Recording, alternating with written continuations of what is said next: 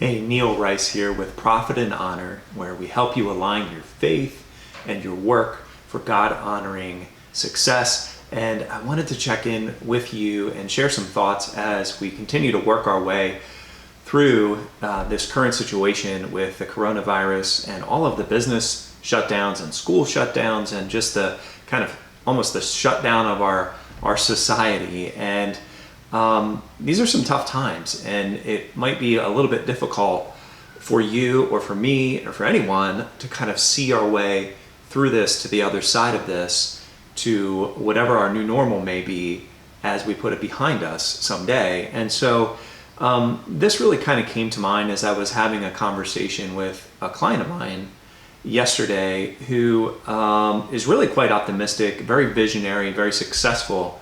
But his business has been hit hard by the closings of businesses here in where we're at in Pennsylvania, and much of the country is having to deal with something very similar. And so I just thought, man, with this friend of mine and this client of mine who is very optimistic and visionary, if he's being hit hard in his emotions and his ability to think about how to get through this, there's probably a lot of us that are feeling that way. And it actually made me think about sometimes about 13, 14 years ago now, that I went through when I was in the military, and I was a platoon leader, an infantry platoon leader, and we were in Baghdad during the Iraq War.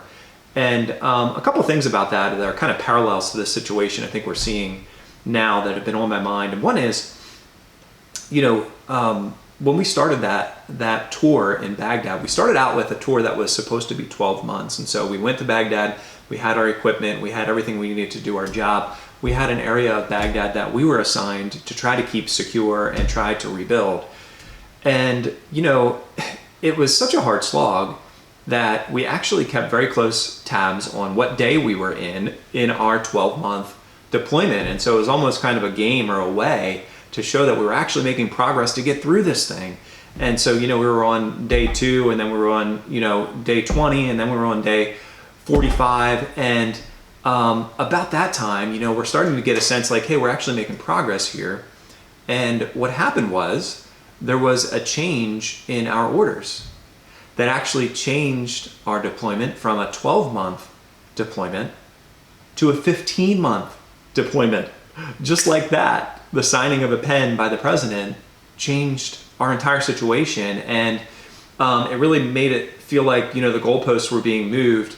And I think a lot of us are maybe feeling that way a little bit with our businesses or our organizations, as various governors and the president have tried to come up with a way to keep everyone safe, but hopefully still keep businesses going in some way. And so we started out with, hey, there's a couple of weeks here that we may have to close our business, and we thought, well, we can deal with that. That's okay. We'll get through that. And then it was a couple more weeks or maybe a month, and now it's hard to know exactly how long it may be. And so that can be really demoralizing. It can be tough to work our way through that. And the second thing that I was thinking about in terms of our time in Baghdad was just the sheer difficulty of the work. And the heat that we were under, 115, 120 some days degree heat, and all the gear that we had to carry around, and just not to mention the danger of the work and the situation, and just how difficult that was. And I think a lot of us are having a similar experience right now in terms of just how difficult and tough it is to get through a scenario like this when we have our families and we have our employees and we have our team members and all these people that may be depending on us, and there's just so much uncertainty and difficulty. And so it's just been on my heart to share a verse that you're probably familiar with, that I have leaned on for many, many years, including my time in the military, and that's Joshua 1:9. It goes like this: "Have I not commanded you? Be strong and courageous. Do not be terrified. Do not be discouraged. For the Lord your God will be with you wherever you go." And I'm just looking at that right now and sort of kind of getting my attention back on that verse as we work our way through this, and just trying to be encouraged that, hey, I'm not to be terrified. I'm not to be discouraged.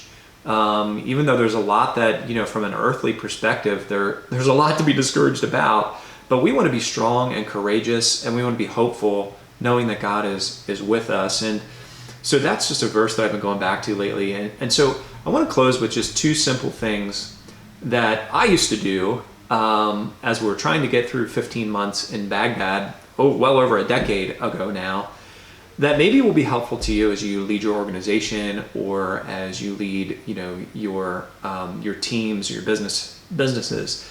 And that's this. Step one is try to cast an optimistic vision about how you're going to get through this. And, we need to be clear-eyed and we need to be,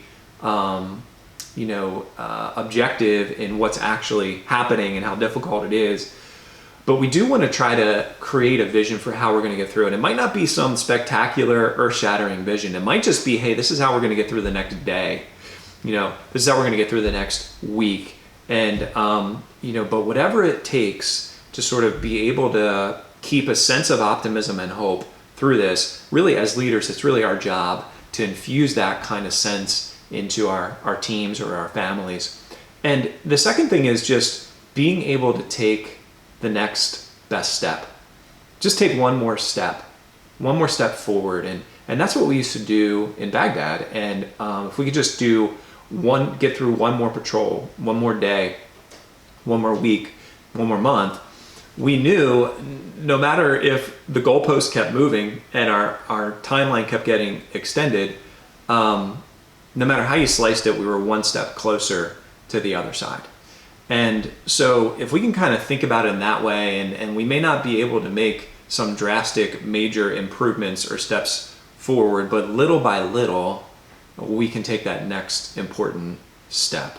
And so I think if we can lean on the truth of the scripture, Joshua 1:9, that God is with us, carry with us a sense of optimism, even in this situation, and be willing to just say, hey, look, we might not hit a home run today or tomorrow or next week, but if we can at least hit a single or maybe even draw a walk, if you're a baseball fan, we can take some small step forward.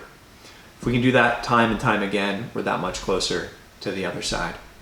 I hope this has been helpful to you as you continue to lead your teams, your organizations, your employees, your families. I hope it's helpful to just orient your thinking around what's happening. Hope it's a blessing to you. So don't forget to like this video, check out profitandhonor.com, and grab even the 5 freedoms of Christian business leaders I think would be helpful to you in this time. And that's available at profitandhonor.com. Until next time, remember, a good leader is always learning.